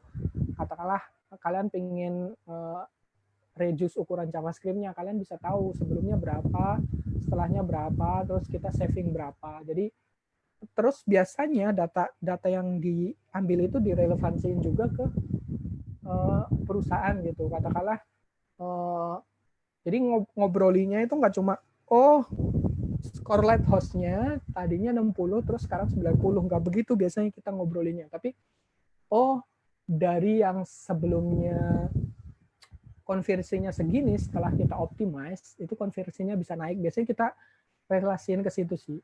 Jadi katakanlah setelah websitenya jadi makin cepat, ternyata user sekarang lebih betah loh di website gitu. Nah, dengan kita punya data-data itu stakeholder lain makin senang untuk tetap ngasih kalian waktu untuk bekerja di hal-hal yang levelnya optimasi sih biasanya begitu. Jadi jangan lupa ngambil data ya, jangan ngoding doang. Nah, saya dulu pernah nulis juga, mungkin udah obsolete, tapi mudah-mudahan masih berkaitan dengan topik hari ini. Ada di blog saya, masipan.space, ya best practice loading web. Terus, udah kayaknya materinya sampai sini. Silakan kalau ada yang mau bertanya, bisa disampaikan. Nanti Om Peter atau Om Nur yang akan yang akan memandu pertanyaan apa yang disampaikan ya. Oke, pertanyaannya karena memang saya udah setting cuma bisa ke host. Ya. Nah, ini ada pertanyaannya masuk dari Aulia Rahman. Pertanyaannya, apakah algoritma, bahasa pemrograman, dan DBMS berpengaruh terhadap performance web? DBMS bisa jadi, karena DBMS kan secara langsung nggak langsung akan ngaruhin terhadap respon dari API, yang beberapa kasus itu API jadi syarat utama untuk sebuah web bisa ditampilkan dengan baik. Jadi kalau DB-nya lambat, API-nya lambat, webnya jadi lambat juga karena nungguin dia. Gitu. Terus yang pertama tadi soal algoritma ya. Bisa jadi iya, bisa jadi enggak, karena di JavaScript ketika kita ngirimin JavaScript ke pengguna itu sebenarnya ada beberapa step yang dilakuin sama browser untuk bisa si JavaScript tersebut bekerja. Kita download dulu, di parsing, baru dieksekusi. Nah, proses-proses di eksekusi ini biasanya ngaruh banget ke algoritmanya. Gitu. Jadi kalau algoritmanya muter-muter gitu, yang harusnya loopingnya sekali, tapi loopingnya 2 kali, ya bisa jadi ngaruh gitu. Tapi mungkin nggak secara langsung ngaruh di ini ya, di performance pertama kali ya. Karena yang kita bahas kan sebenarnya performance pertama kali ya. Bukan performance pas kalian klik ini, klik itu gitu. Kalau itu ngobrolnya runtime performance, mungkin sedikit berbeda gitu. Tapi pada dasarnya kita sebagai programmer kan, kalau bisa nulis kode ya seoptimal mungkin gitu, termasuk di level algoritmnya gitu. Kalau kita tahu algoritma tersebut masih bisa dioptimize, ya lebih baik buat kita dioptimize sih. Itu aja kayaknya Om Peter. Oke.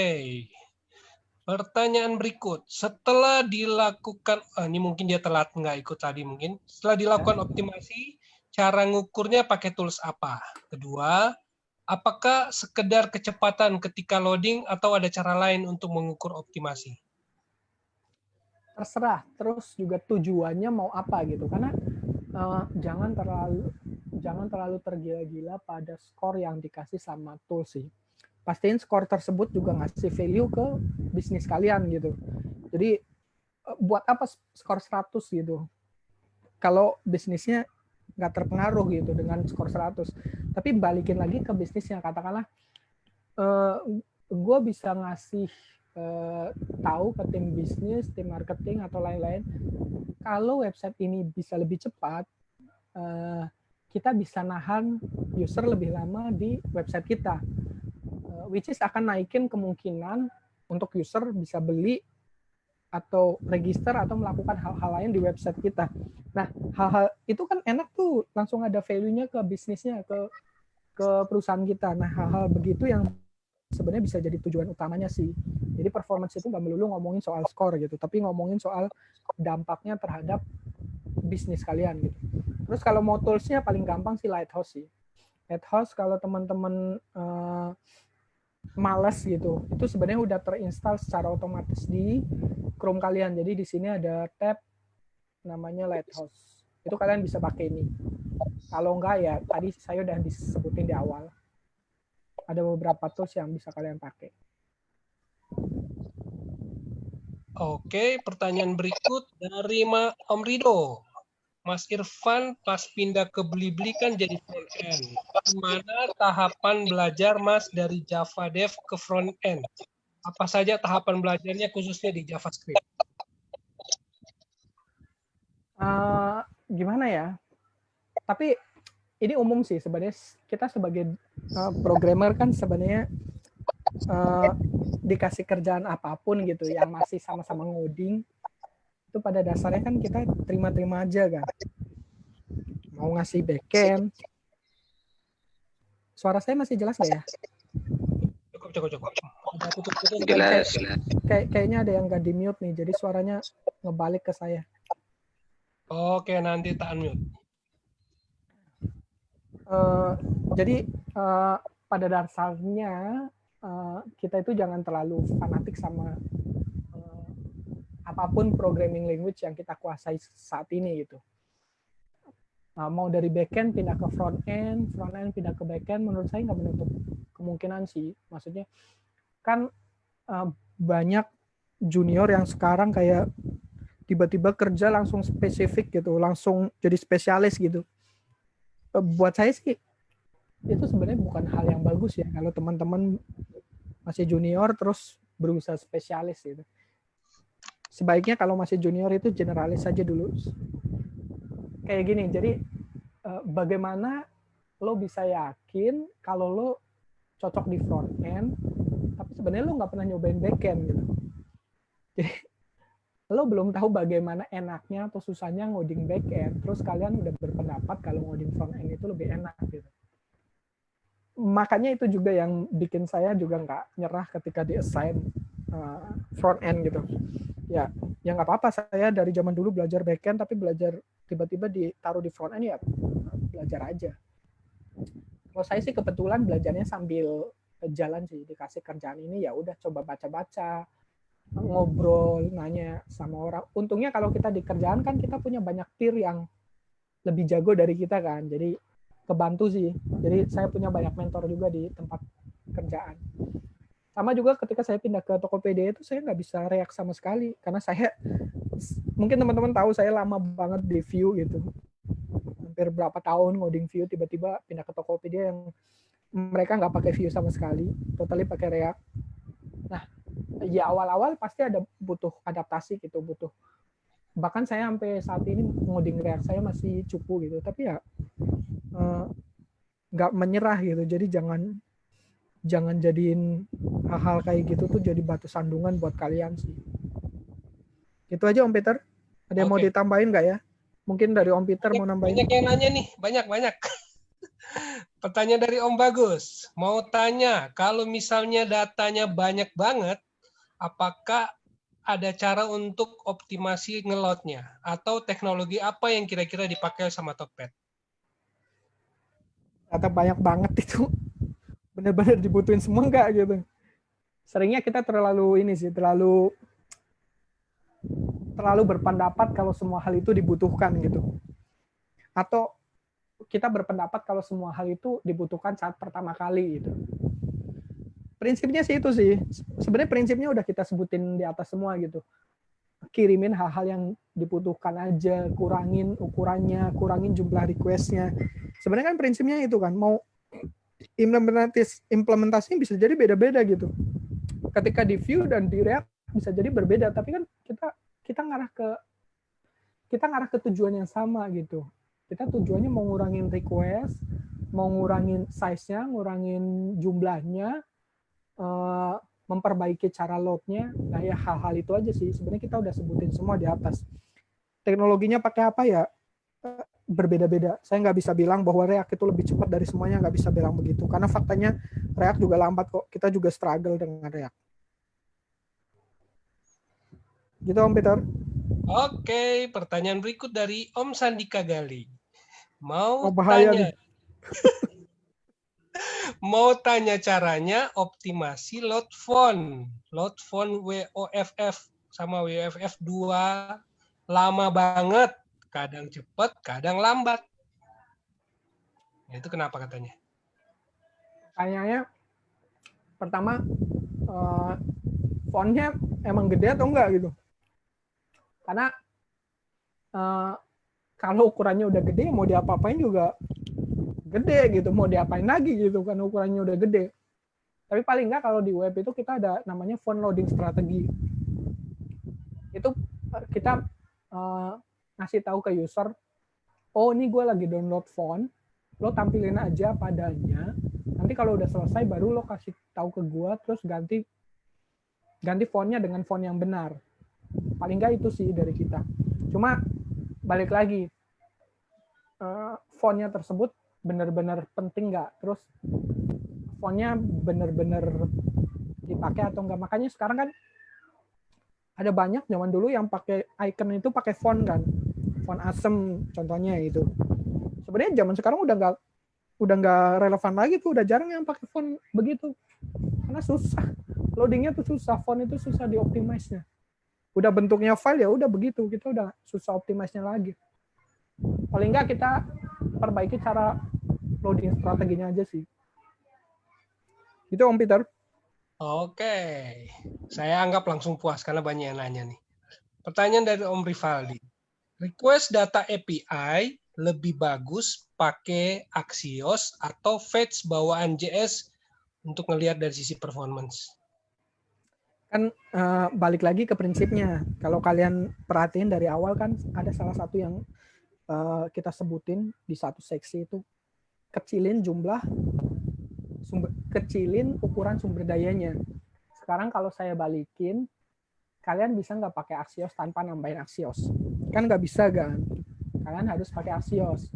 Which is Axios ya ada bebannya tersendiri, ada ukurannya sendiri gitu. Katakanlah 10 kilobyte. Berarti ketika kalian decide pakai Axios, itu kalian akan nambahin 10 kilobyte ke resource kalian, ke maksa si pengguna untuk download si Axios tersebut. Cuma untuk request API. Nah, kalau kalian tahu sebenarnya browser itu sudah support katakanlah fetch API atau XML HTTP request, kenapa nggak pakai itu gitu? Itu sih. Cuma kalau susah ya bisa jadi lebih susah gitu karena fetch API itu speknya menurut saya rada-rada aneh sih emang. Cuma kalau mau dipakai ya sebenarnya bisa aja sih. Udah cukup bagus kok fetch API. Bahkan saya barusan hari ini atau kemarin itu posting soal saya struggle dengan fetch API speknya. Pada akhirnya saya balik lagi ke XML HTTP request. Tapi tetap nggak pakai Axios. Ya. Oke. Anggap aja puas. Kalau nggak puas nanti tanya langsung lagi. Oke, next question. Om Uli Karisma. Apakah masalah arsitektur aplikasi saat ini seperti monolitik versus microservice itu berpengaruh juga terhadap performance? Bisa jadi berpengaruh, tapi kan pada dasarnya kita balik lagi ke prinsipnya kan.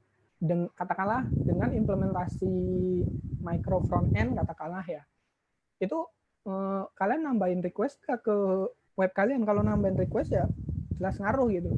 Tapi kalau kondisinya sama ya bisa jadi nggak berpengaruh. Tapi umumnya sih ketika kalian pakai micro front end biasanya umumnya kalian akan nambah jumlah request-nya gitu.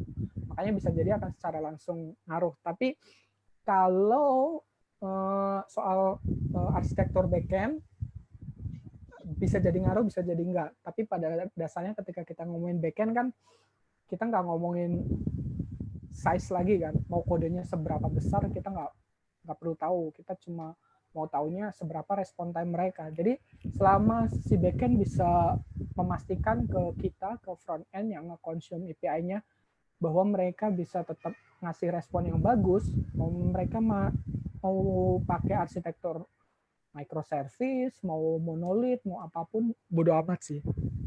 Tapi kalau di front end ya kita balik lagi ke prinsipnya. Kita nambahin request-nya enggak. Kalau nambahin request-nya bisa jadi akan ngaruh ke performance.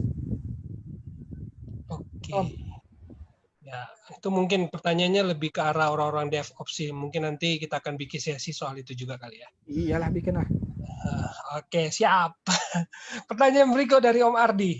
Apakah berpengaruh ke web performance jumlah user yang akses secara bersamaan, khususnya untuk server-server VPS? Kalau iya, seberapa besarkah pengaruhnya, mengingat koneksi sekarang udah mantap-mantap? Itu kan balik lagi ke poin pertama yang saya sebutkan kan. Jadi sebelum ngomongin hal-hal lain, pastiin servernya bagus dulu gitu. Karena ada banyak banget web yang masih butuh server untuk dapat responnya gitu. Katakanlah kita masih pakai PHP, kita masih pakai Node.js, Java, Ruby, dan lain-lain untuk balikin HTML kita, karena kita pakai server-side render. Nah kalau begitu ya otomatis server ngaruh gitu. Kalau katakanlah server diakses satu orang, oh cepet nih, ya cepet karena diakses satu orang. Tiba-tiba diakses 1000 orang, terus servernya makin lambat nih responnya. Apalagi ada beberapa bahasa kan yang nggak sinkronos kan, nggak bisa untuk diakses rame-rame gitu. Nah ya jelas ngaruh lah ya.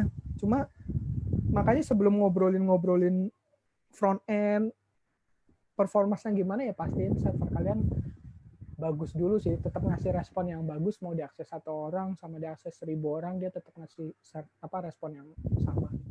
Kecuali kalian pakai static web gitu, katakanlah kalian cuma pakai web server doang tuh, pakai Nginx doang atau apa gitu, terus semuanya HTML udah jadi, nah itu mah bodo amat tuh, mau diakses satu orang 1000 orang juga Nginx mah kuat-kuat aja gitu. Itu Om. Oke, pertanyaan berikut, pertanyaan bagus kayaknya nih. Cuman saya mesti scroll dulu, karena banyak benar. Dari... mana dia ya?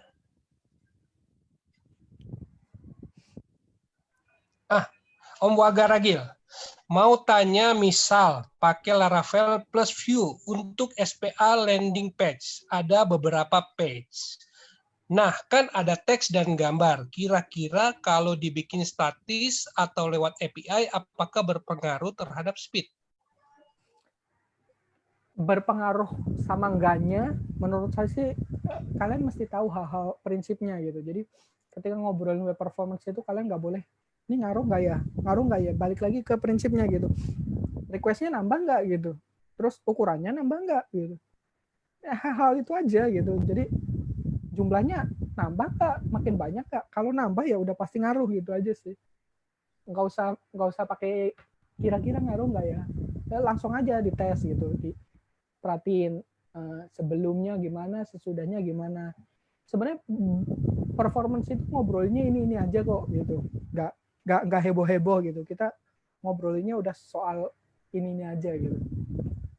Mau pakai Laravel, mau pakai Vue, SPA, 1 halaman, 100 halaman, ya balik lagi ke hal-hal ini sih.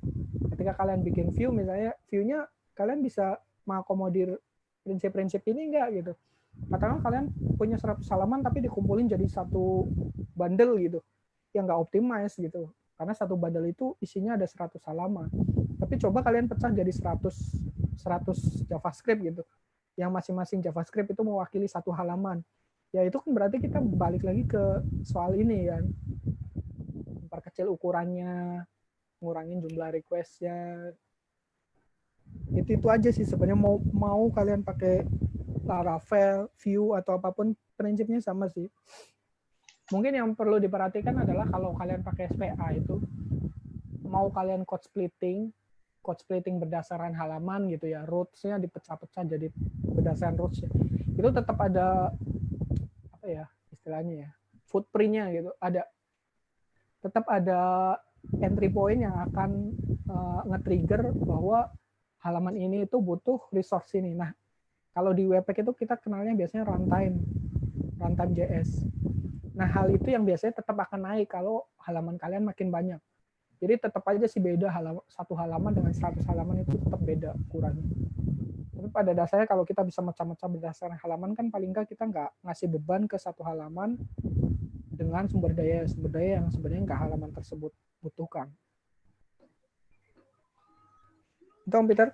Oke, next. Pertanyaan dari Om Fakru Rosi. Ada 2 pertanyaannya. Yang pertama terkait kompresi image. Tadi lebih baik dilakukan sebelum deploy, dalam artian kita menyiapkan file image-nya dengan ukuran-ukuran yang sudah disesuaikan, atau menggunakan algoritma library atau library kompresi. Yang kedua, satu deh, silakan. Ini dulu itu. Oke, silakan. Ini dulu ya.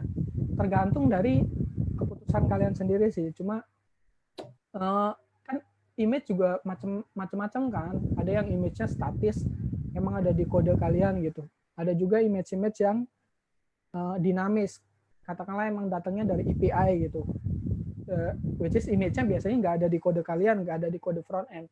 Nah, kalau kode-kode yang ada di kode kalian gitu, gambar-gambar yang ada di kode kalian, ya lebih baik kalian optimize sendiri gitu. Caranya gimana ya, bisa macam-macam, bisa manual, upload ke Tiny PNG, Tiny JPEG atau yang lain-lainnya gitu. Atau bisa juga dipasang di proses build-nya, kayak di Webpack kan ada yang image Webpack loader gitu. Bisa pakai itu atau ya terserah, yang penting kita coba optimize sebelum image itu di-deliver ke pengguna kan. Kenapa saya nggak rekomendasiin on the fly? Karena compress image itu bukan hal yang murah, bukan hal yang gampang dilakuin ketika kalian mau kompres runtime gitu. Makanya lebih baik image-image tersebut emang sudah dikompres sebelum dipakai gitu. Masalahnya ada beberapa image yang datangnya dinamis nih, datangnya dari API, katakanlah Tokopedia request halaman search, terus ada listnya, ada image-nya, ada namanya. Nah, image-image tersebut kan datangnya dari backend tuh. Sebaiknya sih backend ketika katakanlah produk itu kan sebenarnya ada CMS-nya gitu ya. Menurut saya ketika proses upload itu ya backend kompres, terus pecah-pecah ukurannya sesuai dengan banyak variasi gitu. Katakanlah ada yang kecil, ada yang gede, ada yang lebih gede lagi, ada yang sampai kecil banget. Nah, nanti front end yang nentuin mana yang mau ditampilin gitu. Atau kalau backend kalian nggak sanggup melakukan hal itu, ya lebih baik bayar aja, karena ada beberapa vendor yang menyediakan jasa kompresi image on the fly gitu, katakanlah kayak Akamai atau Cloudinary. Itu kalian bisa request dengan image apapun, mau ukuran berapapun, pakai format apapun, on the fly. Ya sebenarnya nggak on the fly banget sih, ketika akses pertama itu akan dikompres, nanti di cache sama mereka.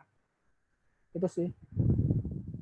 Oke. Berarti untuk pertanyaan kedua ini kayaknya udah kejawab langsung, karena pertanyaannya tentang metode sprite image, apakah bisa digunakan untuk menampilkan preview produk? Kayaknya sudah disebut tadi barusan. Bisa aja sih, bisa aja. Cuma kan seringkali image produk begitu datangnya dari backend kan, dinamis gitu. Dari backend biasanya ngasih satu image satu gambar gitu, satu file. Jarang-jarang balikin sprite. Biasanya sprite sih gambar-gambar yang ada di kode kita sih. Oke, pertanyaan berikut dari Om Rifki, apakah Tokopedia menggunakan GraphQL karena lebih cepat performance-nya dibanding REST API? Bukan karena lebih cepat, tapi lebih karena apa ya? Manajemen decision sih. Ini maksudnya ini berpengaruh juga dengan cara kita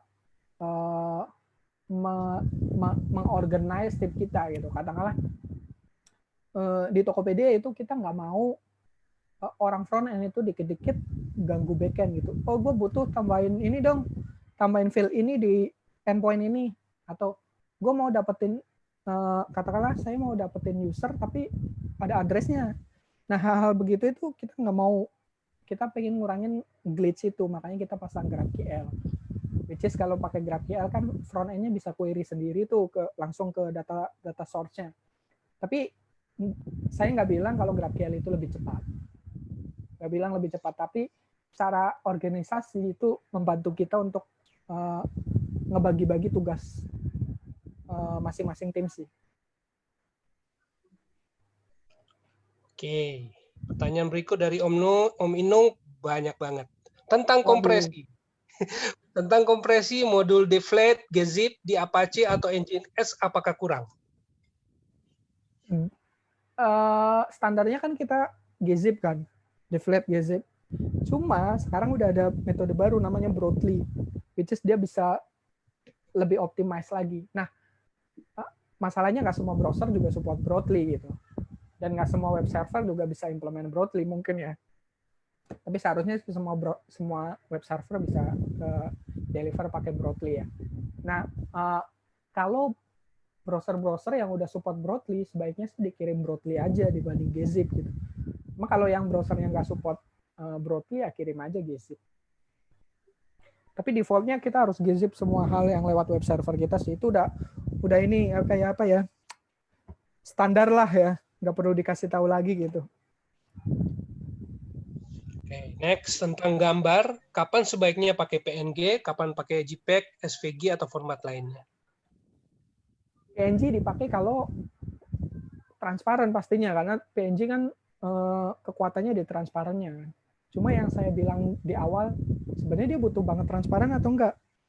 Karena seringkali itu kita yang menentukan, kita yang terlalu pede kalau oh ini gambar ini harus transparan.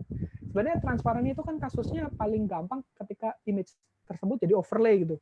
Overlay ke komponen lain. Itu berarti kalian butuh transparan. Tapi kalau image nggak overlay, katakanlah cuma ilustrasi gitu, katakanlah halaman Tokopedia 404-nya itu kan ada gambar-gambar apa saya tersesat apa-apa. Nah, gambar-gambar tersebut sebenarnya nggak perlu PNG tuh. Kalian bisa pakai JPEG. Kan kalian udah tahu. Katakanlah Tokopedia itu background-nya selalu pakai putih. Ya udah pakai JPEG aja, kasih background putih. Gitu. Kayak ini nih, kayak ini. Nah, ini sebenarnya yang ada di PowerPoint saya, ini sebenarnya butuh banget nggak sih PNG gitu. Nah, bisa jadi nggak butuh gitu. Karena sebenarnya kalau saya tahu background-nya hitam, ya udah saya kirim aja gambar ini pakai background hitam. Terus JPEG, PNG, JPEG ya pastinya untuk gambar-gambar biasa ya. Terus SVG itu biasanya untuk icon-icon yang kecil. Jangan kirim SVG untuk gambar-gambar yang gede, karena SVG itu kan raster bentuknya ini kan pet kan. Jadi karena bentuknya pet, biasanya ukuran hasil akhirnya itu lebih besar dibanding kalian pakai PNG ataupun JPEG. Jadi jangan pakai SVG untuk gambar-gambar yang gede, cukup pakai SVG untuk gambar-gambar yang kecil. Terus, oh ya, karena SVG itu sebenarnya bentuknya HTML, XHTML, XML gitu kan. Kalian juga bisa embed CSVG itu sebagai tag HTML, nggak sebagai file image, itu bisa juga. Terus apa lagi ya? WP pastinya karena dia disupport sama Chrome dan beberapa browser modern doang, Safari belum support. Jadi jangan kirim WP untuk Safari pastinya karena nggak support. Itu aja sih kayaknya. Oke. Pertanyaan Om Inung yang ketiga kayaknya udah dijawab tadi tentang yang gambar di HRS itu. Saya skip ke pertanyaan berikut tentang lazy load. Bagaimana cara kita menentukan mana yang pertama wajib di load dan mana yang belakangan, mana yang harus diklik dulu kemudian load dan lain-lain. Sebenarnya gampang aja sih. Kalian yang develop gitu, kalian bisa tahu dong sebenarnya komponen tersebut itu akan muncul pertama kali atau enggak gitu. Hal-hal yang tidak muncul pertama kali itu sebenarnya wajib di lazy load gitu. Cuma seringkali kan beberapa teknik lazy load itu nggak mudah juga gitu. Makanya juga perlu dipikirin. Kayak katakanlah tadi di Tokopedia itu kita punya pop-up modal, kita lazy load, which is ada trade-off-nya juga. Makanya ketika kalian klik yang login tadi itu kan nggak ada animasinya tuh, kehilangan animasinya. Itu karena kita lazy load. Jadi dia nunggu JavaScript-nya di-download, terus baru muncul pop-up-nya setelah JavaScript-nya selesai di-download. Ya ada trade-off-nya sih ketika kita lazy load begitu. Tapi sebenarnya kita bisa private juga kalau emang hal itu penting banget. Cuma kita mikir nggak semua orang yang datang ke Tokopedia itu akan ngeklik login kan. Banyak juga yang masuk ke Tokopedia cuma nyari-nyari barang doang, lihat-lihat barang, lihat-lihat produk detail, baca-baca deskripsi. Nah, karena kita tahu behavior user begitu, jadi kita nggak mau ngirimin pop-up login itu di saat pertama, karena belum tentu diakses sama user. Terus hal-hal yang ada di bawah, katakanlah tadi homepage itu kita punya banyak komponen sebenarnya di bawahnya, itu sebenarnya kan kita juga tahu nggak semua user itu datang ke home-nya Tokopedia, terus mereka akan scroll ke bawah gitu. Ada juga yang datang ke home-nya Tokopedia, terus mereka langsung klik banner yang paling atas, yang carousel yang promo-promo di atas, ya terus kabur deh dari homepage. Nah, makanya karena kita tahu kita punya behavior user yang begitu, kita nggak mau ngirimin hal-hal yang ada di bawah. Karena belum tentu dipakai sama user. Gitu. Jadi pada dasarnya kita mesti ngerti behavior user sih. Hal-hal apa yang jarang diakses sama user, hal-hal apa yang nggak terlihat oleh user pertama kali itu sebenarnya perlu di lazy load. Lazy load komponen-komponen yang kayak pop-up mungkin lebih mudah dibanding lazy load yang triggernya pakai scroll ya, itu biasanya lebih tricky gitu. Karena kalau kayak pop-up kan jelas ketika klik baru kita request gitu. Tapi kalau scroll kan rada-rada tricky nih, scrollnya sampai mana nih baru kita request. Karena kalau kelewatan scrollnya ya nanti jadi jumpy layoutnya. Itu Om. Oke, pertanyaan berikut dari Om Ronli. Apakah menggunakan script untuk melakukan optimasi image lebih disarankan ketimbang menggunakan tools yang udah tersedia? Menggunakan script, sebenarnya saya nggak bilang harus menggunakan script atau enggak, karena pada dasarnya ketika kalian pakai website atau pakai vendor, pada dasarnya mereka juga pakai script juga ya kan di belakangnya. Nggak mungkin mereka ngapain namanya digital ya pakai script gitu, ngekompresnya. Cuma maksudnya kalian harus bikin script sendiri atau enggak itu ya depend on kalian. Kalian punya resource enggak untuk ngerjain hal itu? Katakanlah lebih baik kalian bayar vendor atau enggak gitu. Atau ternyata image-nya enggak begitu banyak kok. Masih bisa kok tanpa script, kalian manual aja uploadin ke mana gitu, ke web yang untuk kompres, atau langsung aja bilang ke tim kreatifnya, desainernya, oh nih kalau bikin image dikompres dulu dong sebelum dikasih ke kita. Kan semudah itu sebenarnya, nggak harus pakai script gitu.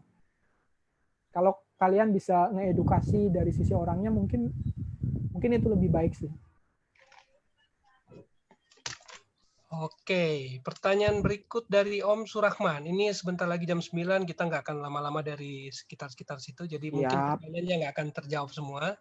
Ya, Tadi kan web versi mobile di Tokped ada 2 versi. Itu bagaimana menentukan ketika si request harus dapat yang A atau B berdasarkan kecepatan internet dia?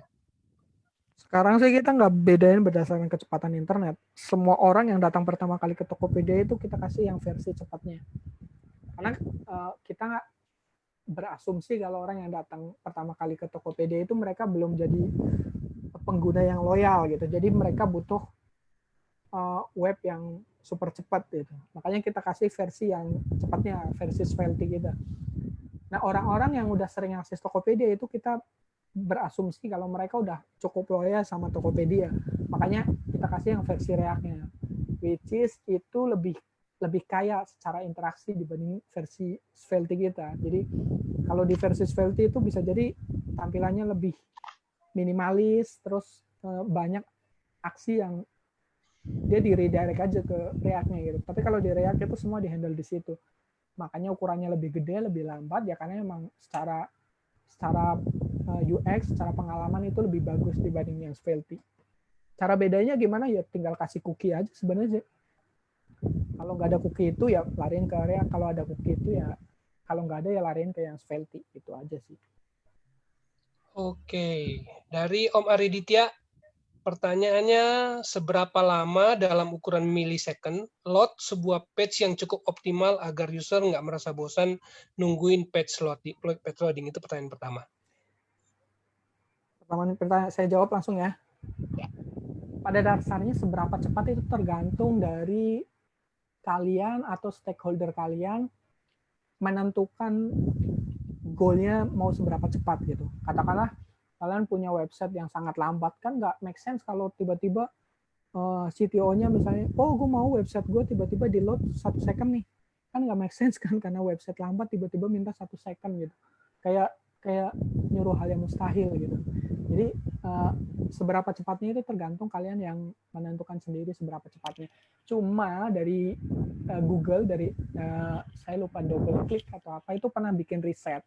Katanya kalau website diakses antara 1 sampai 3 second itu sebenarnya hitungannya masih cepat gitu. Nah, banyak ada yang masih dari studi yang sama dari DoubleClick itu banyak orang yang ketika ngakses suatu web, terutama di mobile gitu ya, di mobile device, ketika diakses lebih dari 3 second itu banyak orang yang langsung close si webnya gitu. Jadi lebih baik di bawah 3 second gitu. Itu kan dari studi mereka kan, cuma bisa jadi nggak applicable ke web kita karena katakanlah kayak Tokopedia diakses sekarang misalnya 20 second gitu. Kita nggak bisa tiba-tiba set target, oh ini harus diakses jadi 3 second nih. Nggak bisa begitu, mesti bertahap gitu. Katakanlah yang kita tahu kondisi sekarang misalnya 20 second, ya kita kasih aja target, oh sekarang harus bulan depan harus 15 second ya. Oh bulan depan kalau bisa udah jadi 10 second ya gitu.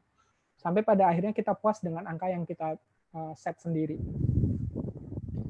Waduh, masih banyak pertanyaan nih, Om. Bisa sampaikan ke Facebook kali ya, atau saya ada di beberapa alamat ini. Ya, silakan kalau mau. Saya memang MPM. lama-lama. Oh ya dah. Berarti mungkin pertanyaannya akan berakhir di Om Ariditya aja. Sorry untuk Om Dikut, Om Henry, Om siapa lagi? Om Ega, siapa lagi? Om Ardi, ini nggak bisa dijawab nih. Jadi kita akan silakan tanya private aja. Mungkin Om Irfan sudah kasih ya, itu. Atau bisa juga di GitHub blog, silakan tanya di sana. Karena kita nggak akan mau lebih dari 1,5 jam. Yang bawahnya juga udah capek. Om Inung masih hadir di situ? Om Inung hilang. Ya, dari saya aja deh ya. Terima kasih buat teman-teman yang udah menyimak dari awal sampai akhir. Mungkin materinya nggak begitu teknis banget, Tapi menurut saya ini hal-hal prinsip yang semua web developer mestinya tahu visinya gitu. Mau implementasinya kayak apa bisa jadi kita berbeda jalannya gitu, bisa jadi berbeda-beda. Tapi kalau kita tahu prinsipnya itu kita bisa ngalah ke tujuan yang sama. Gitu. Terima kasih buat Om Peter, Om Nur, dan teman-teman PHP Indonesia yang lain yang udah mengorganisasi acara kali ini. Cukup sekian dari saya, terima kasih. Oke, dengan demikian berakhir sudah sesi kita hari ini. Terima kasih juga untuk Om Irfan, dan pengumuman terakhir besok ada sesi dari Om Wiguno, Titus Wiguno yang akan bawa mengenai web performance, sama masih akan menggunakan Zoom. Terima kasih untuk kehadirannya semua. See you tomorrow. Ya, bye, thank you. Bye. Thank you, Om. Thank you, Om. Makasih Om. Oke, sama-sama.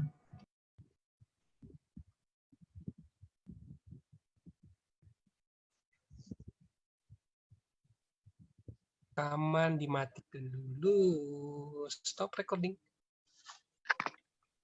Stop sharing.